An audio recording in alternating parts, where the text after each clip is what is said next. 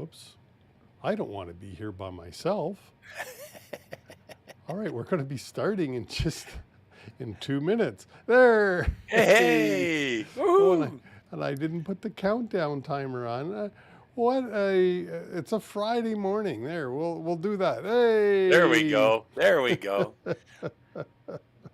Jeez. Oh, John, good Friday Yeah. morning to you. Well, good morning to you, sir. Yes. So this should be well. It's a cloudy Friday. It's not a sunny Friday, but hey, it's a Friday nonetheless.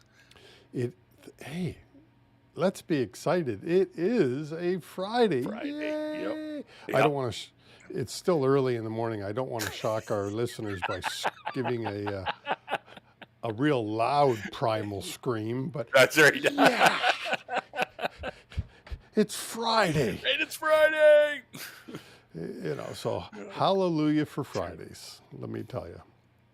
You got Yeah. some big plans for the weekend? Yeah, I'm working. Yeah. Mm. So I got some prep work to do for Monday, and I have a short week next week because I'm doing training on Wednesday, Thursday, and Friday. Oh, Yes, and what are you training? I am training to learn how to ride my motorcycle. Oh, that training. I thought you Yep. meant driver Yep. training. I was trying to lead you into a No. plug for. Yeah, no, unfortunately, that's all for me. It's training for me. It's gonna educate me, Uh, gonna make me a better rider. So I'm looking forward to it. you So and your son taking the yep, motorbike lesson. yeah, yeah. So yeah, it's a Is two it? and a half day event. So we're looking That's forward to it? it. Yep. Okay. So but it's a solid 2.5 days. So it's a half a day of classroom and then 2 days practical out in the field on motorcycles, going through all kinds of Okay. practical testing and whatnot. Do you really call them motorcycles? Aren't they like 125 cc's or I something? actually no. A lot of the newer ones now are up 500 cc, 650 cc's and whatnot. So yeah, there's a bunch of different bigger ones in there too. Well, there. Yeah. John, I'll let you do. Whoops. I thought I was going to let you do it. Hey, good morning, everybody. Thanks for joining Chris and I here at the Trucking Risk and Insurance Podcast. I had to think about that for a second. See, Friday it does that to you. Anyway, so we're glad you could join us, and we're gonna have a little fun today. We're gonna carry on with our driver qualification series, and today we're gonna talk about the application form, different things that you need to know about it, how to understand it and whatnot, and we'll provide you some guidance to some recommendations. So with no further ado, Chris, my buddy and co-host, let's get her going. Hey, well, and we're going to be hitting common errors. Mm-hmm. Because, John, when you go out to see clients, don't you often see the same error? It's almost as if you go, like, WTF, guys Yeah, can't, yeah. so. It's a fairly simple document, you would think, but apparently everybody construes it in a different fashion. Yes, it's so true. Well said. Yep, And yep. for those who go cross border, Mm-hmm. I thought we would start off by, if I can find it, where to go, right there. Oops, look at you. You're doing some funky Ooh, stuff. it's crazy Friday down here in Langton. Okay, let me see if I can fix that. There we go. Kind of. All right, so what I wanted to show everybody was if you are a cross-border guy, gal, trucking company, CVR holder, whatever, it starts with the FMCSAs. Yep. And what amazes me is people don't realize that there are rules here and they actually stipulate quite specifically what Yep. needs to be on the application form. Yep. And Johnny, how often do you look at an application form and it does not have the name and the address of the employing motor carrier?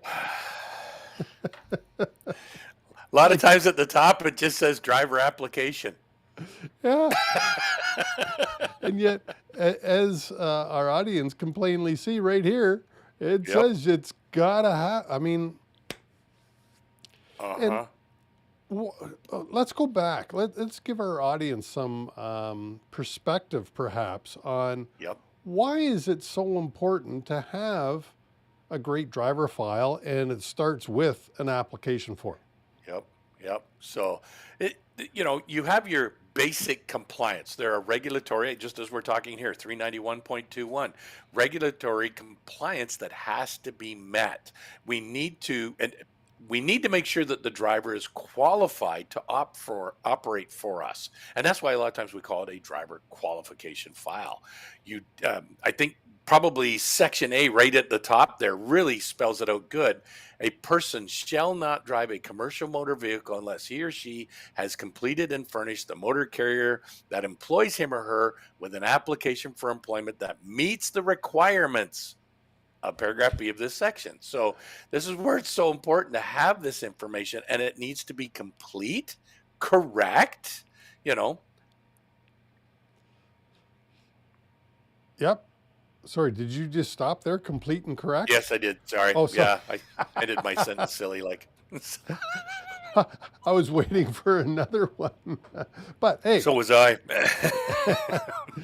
but you're absolutely right. And of course, the next thing is if this applicant is hired and has a serious crash, this document here, this Yep. document here Yes. becomes evidence in court. Yes. Correct. And if the first thing the lawyer can point out is they don't even have their name on the application form, do they really even know how to hire a driver? So Exactly. it just, I tell you, it just confounds me. So the name on the application form. And of course, the next thing, the federal motor carrier, and let me ask you this. I'm talking about federal motor carrier here and the cross-border companies. How about the companies that stay here in Ontario only or Canada only? Is this a good tool? What are your thoughts? Oh, this is best practice by all means. Yes. Right. So whether you run across border Canada or within your province, this is excellent. I think we've all said that many times. The federal motor carrier regulations in the US set Canada up for best practice. So it's great. Just apply this across the board to every driver you bring on. Yes, and sorry, for some reason I had the chat buried. We do have Chad Ah, of Chad. Hey, Chad. of Ready Check. That's Ready. He doesn't know how to spell check. CHEK. All right. So He probably Chad, didn't have enough room. He had to cut back one letter. yeah, I don't know what it was, but he dropped the C from Ready Check. So if you're looking Yep. for Chad, you can go to readycheck.com, but without the C. I just wanted to make sure that was clear. Good morning, Chad. So yes, it's absolutely best practice. And in the CVOR manual, a lot of this, not all Yes. of it, because in the CVOR manual, I don't believe they make reference specifically to the carrier's address, but it does Right. say you got to have an application form Yep. in the Yep. CVR manual. So a lot of this, as you say, is just best practice. Yeah. The Well, name. how about this question?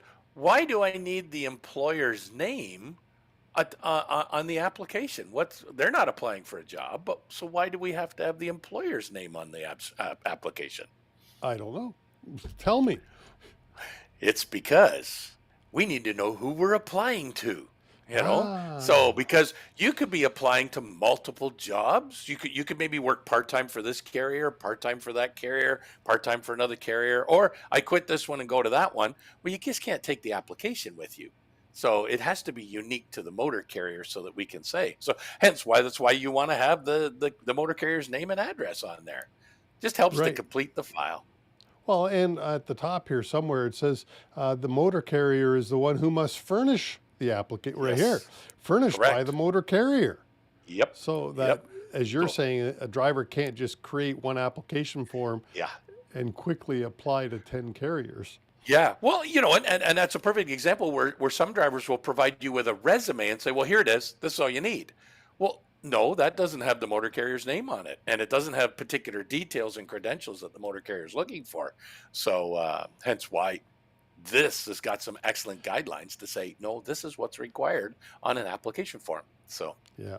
Hey, the next one, 3. The yep. address at which the applicant has resided for 3 preceding years. Yep. Hmm. And it's the same in Canada. Every application form has give us at Hmm. least 3 years of your Yep. residence on there. Yes. Exactly. You know, Exactly. how often do you see an application form that doesn't have a date? Number 4. Oh, jeez. It's so simple. It's like, hey, they're applying for a job. When are they applying for this? That would be nice to know. Yeah. Well, I suggest you also need a document that says what date was the person hired on, because it would Hmm. be nice to Hmm. know when they actually started. Well, we've both seen a number of times where your application might be about 3, 4 pages long, and usually on the last page of the application, there's a section down the bottom that says, "Was the driver hired?"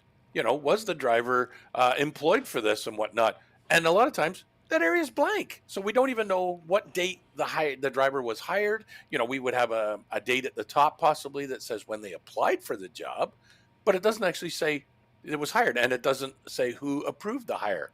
So these sections are blank sometimes, and it's like these are important information to have in there.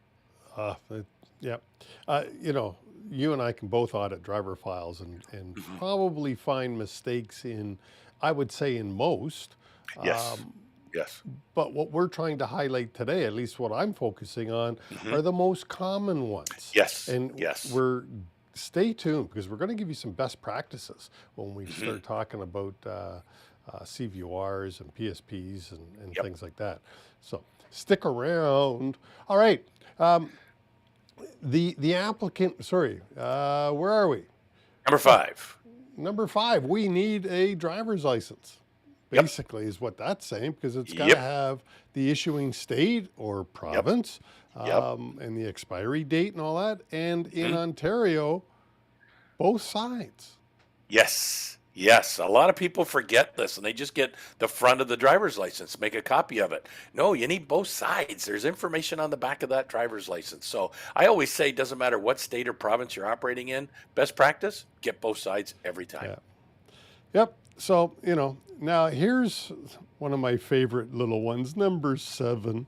Let's see if we can't make that even bigger yet. Number 7, Johnny, 3 years. Whoops. Yes. Where did it go? Where did it go? Up. Oh, There we go. Number yep. 7, 3 years of job history, basically, preceding the Yep. application. Yep. Johnny, is this Exactly. only Yep. truck driving information? No, this is all information. So even if you drove maybe for a year or something like that, and then prior to that you were working at the grocery store or pumping gas at the gas station, we need 3 years of history. It's to find out so we can do reference checks and whatnot. So you have to provide the details of your employment, contact information, emails, phone numbers, whatever, where you were, location, and timelines from when did you start that job and when did you end that Yeah. job before you moved on to the next one. And we're going to get into, and I'll show you an application form in a minute, but Yep. we're going to get into some common errors again Yes. in it. Yes. And the reason it's so important, we're going to hit some of it right here. But Yep. the next thing, number 8, a list of all violations. Yep. Well, this is the MVR, but also Yep. here in Ontario, the CVOR safety manual says you've got to know about all the previous violations as well. So Yep. this isn't a best practice. This is right in the CVOR manual, Yep. even Yep. though in Ontario you can't get a ticket for it. But you got to know Hmm. about it for Yep. 3 years prior to the application form. Yep. Yep. All right, Johnny, what's number 9? Yep. Number 9 is a statement saying that you only have one license and that if your license is, for whatever reason, suspended, denied, revoked, canceled, or whatever, you will inform the employer. Yippers! And I know you like this one. Well, it is something that a lot of employers don't have the driver sign. Yep. And No, if it's not exactly. covered somewhere, either in your policy manual or as part of your application Hmm. process, Why would the driver tell you? You never Yeah. told them to tell you. Right. So, Right. uh, Exactly. number 10, here we go. A list of names and addresses. Listen to this, Yep. everybody, because this is a common error. A list Yes. of names and addresses of the applicant's employers during the I can't even read, during the 3 years preceding the date. You've got to have the names and the addresses, Yes. as well as, so you got to have the names and the addresses, the dates, the Yep. reason for leaving. How often do Yep. you see the reason for leaving just blank, Johnny? Most times. Most times. And Yeah. and the next one here, you got to have these 2 questions on your Yep. application form, assuming that somebody's applying after 2004. Right. Right. So, and on a Canadian application form, I often see these missing as well. What's Yep. your take? What's your experience? Oh, exactly. Same thing. I think we fall under the pretense that, oh, well, if he's going cross border, we got to do a drug and alcohol test anyway. Yes, but hang on. Was he ever subjected to alcohol and drug and alcohol testing prior to coming on board with this operation? Was he subject to the FMCSRs? Meaning, was he traveling into the U.S.? He or she traveling into the U.S. before? So these are things that are very important. And the concern is, if you're missing this information, or let me rephrase that, if the applicant fails to provide this information in the application form, then that should raise a red flag. Why have they not answered these questions? Why have they not provided this information? Right. And look at, I made up a fictitious company, Safety Oh, Dog good for you. Transport. Woohoo! What's Safety Dog Transport Hall, I wonder? Dog A bunch of BS, I think. food?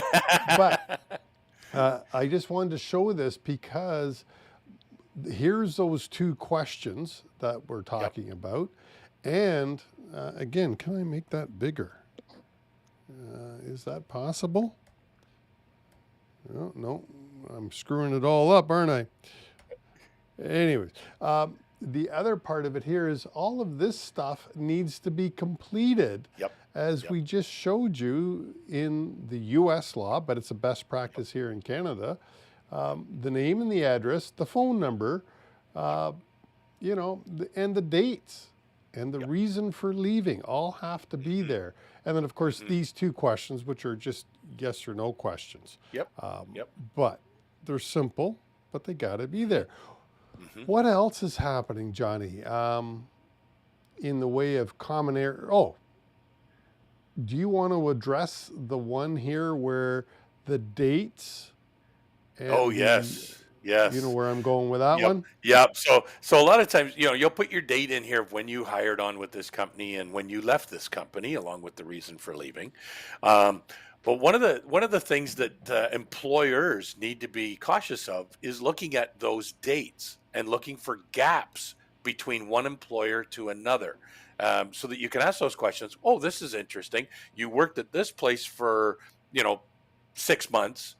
And then it was 3 months before you went to work at the other place. What were you doing during that 3-year period? What is that gap?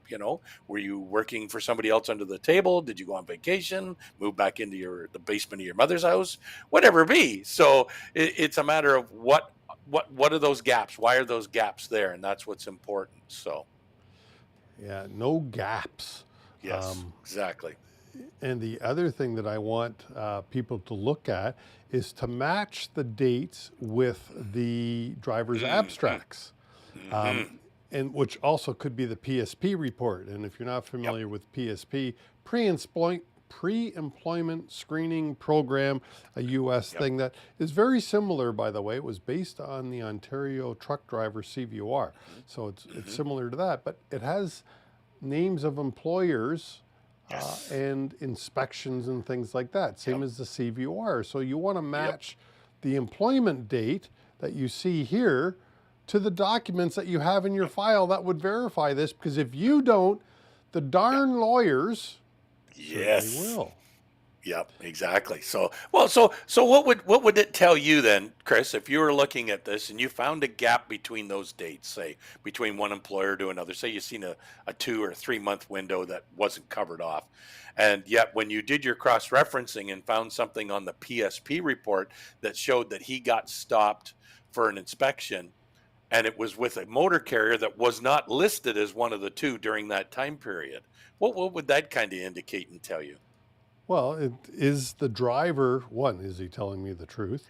Yep. Did is the driver being, we'll call it creative. Okay, we'll be polite. Is the driver Yep. being creative in his job history, trying to hide a past employer that he doesn't Mhm. want me to contact to do the Yep. references? Yep. So that would be my concern. Sure. Well, and it's possible that he may have had some major altercations or a crash or something, and he doesn't want it known that he was terminated for a crash. It was a short period of time. No, I don't even want you to know that I had that. Well, unfortunately, it's going to come out, and especially if there's a gap, then the employer does his investigation properly. The question should be, well, why is this gap, and why did I find this on your Yeah. CVUR or your PSP profile? And the other point there that I'd like to make is drivers have caught on that if they have perhaps, and I'll make a number up, 6 employers in the past 2 years, Yep. they become very difficult to hire. Yes. So they want to drop an employer or two or Yep. three Yep. so that it looks much better on their application form. Well, this is what your job is Mm-hmm. to Mm-hmm. ferret through all the information. Yep. And if it's possible, you use all this information and you come up with the conclusion to Yep. hire the driver. Yep. Because again, going back to the worst case scenario, you're in court and it comes out in court because the lawyers will dig Hmm. much better typically than I did. Yep. Um, and they're going to prove that he had 6 jobs. And well, Yeah. now that doesn't Yeah. match your hiring standards. And why Right. did you hire? Oh my Right. goodness, we're Yeah. going Yeah. down the Well, and rabbit then hole. and then add to the fact that you collect this previous employer reference information. The employer must act on it now. We'll talk about a bit more about that in another episode with reference checks. Yeah. But I want to kind of use an example that I just recently ran upon was they said the employer said they did the reference checks, but interesting enough, they had no proof of the reference checks. And when I cross referenced the application with the driver abstract, we found a falsified driver abstract. He had altered the Ooh. abstract and said that he was a driver a year before he actually got his license. And it was interesting because what triggered it was the company had just recently pulled new abstracts on all the drivers. Okay. And it was in this particular driver that I had selected, yet they did not cross reference the existing abstract with the previous abstract. Because I brought it up and went, whoa, this is interesting. He got his license in 2021. They said, no, 2020. I'm going, well, this says it. Oh, it must be an error. I'm going, well, I don't think the government of Ontario makes errors on their, do you want to validate this? So when we started looking and then we cross referenced it with the dates, we found out. I said, have you called this number? I bet you this number doesn't even work. So, Yeah, I'll but tell you, truck drivers are pretty smart. crack. That's Savvy guys, savvy yeah. guys. Well, they want a job, right? They want the job. And so anyways, we're nearing the Yep. end of this, the application form part. Let me Yep. just scroll down a little bit more. So that was page one, basically, and page Yep. two now, because this is all job history. Yep. But make sure for those people that are watching this that all of this information is Yep. completed and that you go back the 3 years Correct. minimum Yep. of employment. Yep. Oh, sorry. I thought you were going to say something there. Nope. No. I'm just Okay. agreeing with you. And if I switch back, can I switch back to the Federal Motor Carrier to find the 7 year? Here it is, number Yep. Right 11. there. Yep. So many people say, well, what is this 3 years? And then I got to go back an extra 7. What? I'm Mm-hmm. confused. Mm-hmm. And Mm-hmm. it's not confusing. What it says here is you've got to go back an extra 7 years over and Yep. above the 3 already mentioned if there's an if there. For drivers applying to operate a commercial motor vehicle defined, the names for the 7-year period preceding the 3 years, if the applicant was operator of a commercial motor vehicle. So basically, if the applicant was doing truck driving work, operating or using the CDL, commercial driver's license, in the preceding 7 years, they've got to list that on their application form, which makes a grand total of 10 years. 10 years. Which is why we have this statement up at the top that says, please provide a complete record of all employment, starting with your current employer. I can't believe many drivers start with their oldest, but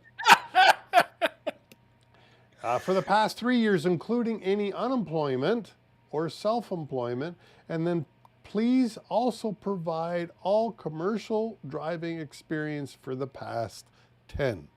Yes. So we're taking it out of the federal motor carrier and applying it to this. Yep. So. And I know we've seen this many times, and I know we encourage applicants and employers as well, that if you've got like 6 years of driving experience and then 4 prior to that was doing something else, do yourself a favor and don't create a gap. We're looking for 10 years. So 3 years needs to be verified. And then the next 3 would be nice to be listed. But rather than leaving it blank to go, oh, well, I didn't do anything for the 4 years and question it, then go, oh, no, I was in school during that time, or I worked at the grocery store at that time. Okay, perfect. That's all you need to know. It helps to close that gap to say, what did you do for 10 years, particularly if you were driving truck beyond that first 3 years.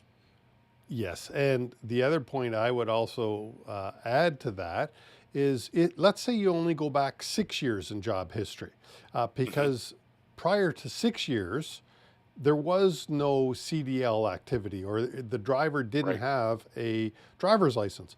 Well, write that on the application form. Exactly. No previous truck driving experience after the 6 years. Perfect. Or the other thing I would say, because this often happens, you only go back a number of years. The 3 years, there is no exception. But beyond that, just immigrated to Canada 5 years ago. Perfect. Exactly. Is the other reason you don't go back the 10. Right. Right. So helps to complete that gap process, right? Making sure there are no gaps. It answers the question and go, oh, okay, no problem. We're good. We have all the information we need. Now, interesting here, Chad. Question. Yep. Chad's got a comment here. Do you list jobs even if you're driving for someone who stays within the 160 kilometer radius? Yes. Doesn't matter kilometers. It's all about the driving. The fact that you're a driver holding a commercial driver's license.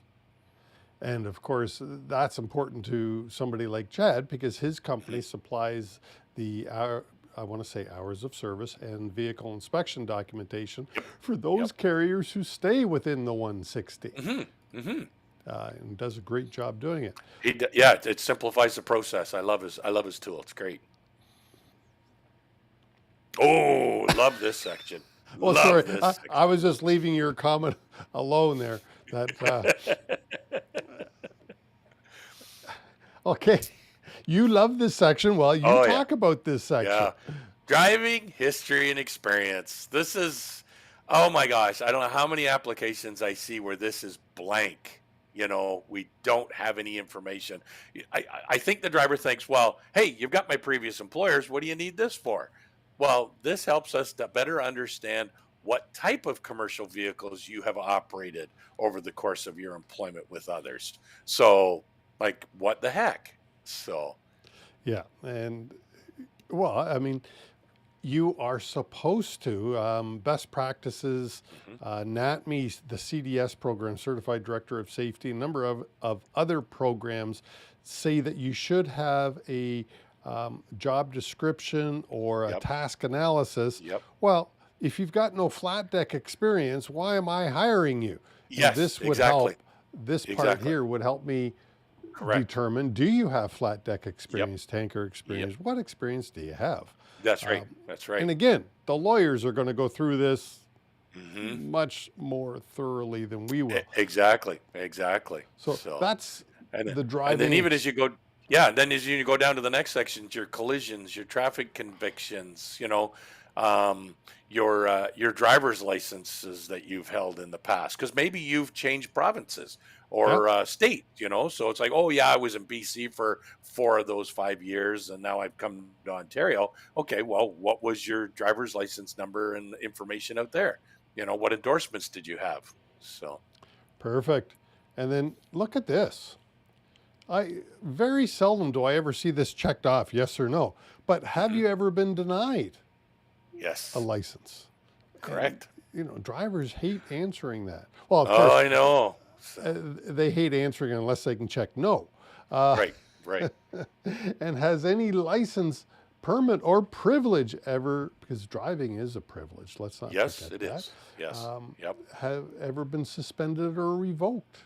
Yeah. So Well, again, you could be well, with the new laws in place now, stunt driving, distracted driving, oh, right?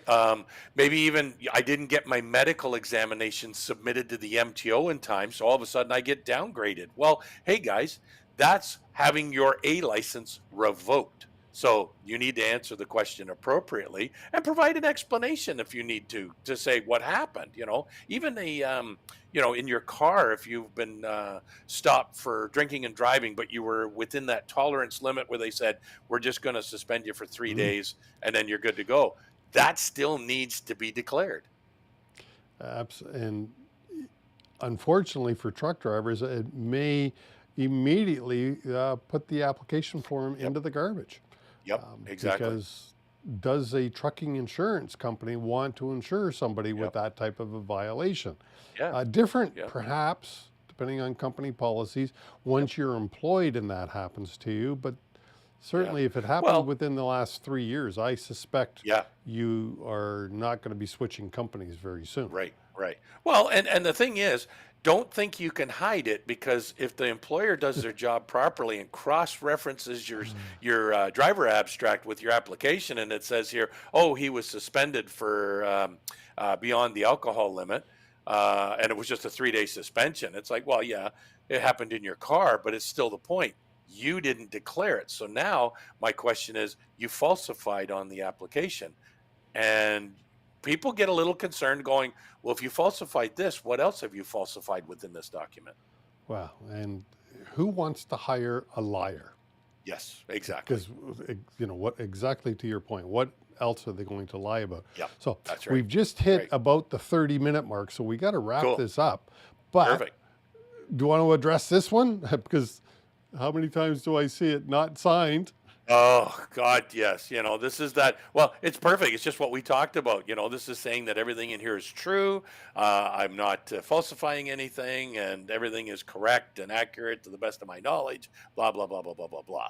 Well, if you haven't signed it, that's a red flag right away. So I would be thinking the applicant, did he just miss it, or did he really not want to sign this? So this is where it should create questions and having a conversation with the applicant.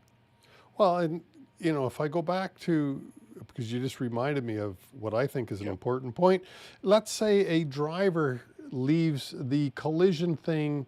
Um, Thanks, Chad. I'll just throw that on there too. But leaves the collision or the convictions blank with no indication that he actually answered the question. Right. Right. Again, what Yeah. happens there, especially with a collision, Yep. when you question the driver because you've discovered the collision, Hmm. the driver goes, "Oh, yeah, I left it blank because I wanted to talk to you about it to see if it should be listed." Right? Well, Yeah, yeah. and Well, and so the opposite is also true, where I haven't had any collisions. Okay, then put none. right. That would be That's, great, because then it's like, oh, okay, perfect. He's had no, and then as my cross reference would prove, oh yeah, there's nothing on any of the abstracts, nothing on the PSP, and his previous employer said, oh no, he's never had a crash. So, but it helps to show a complete process. yes. And just last things here. Most companies abide by what's written here. The driver abstracts have to be within 30 days of this application. The CVOR abstract, if you're Ontario or now Alberta too, should be within 30 days. And if you're asking for a criminal record search, the standard is within 90 days. Most companies would accept it.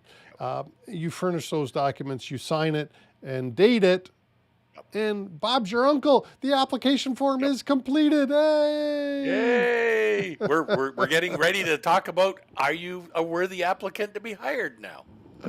Oh, lordy, lordy. So- So a lot of problems with an application form. Yes, there's lots there. As simple as the document looks, there's lots that needs to be double checked, rechecked, and make sure there's no gaps in it.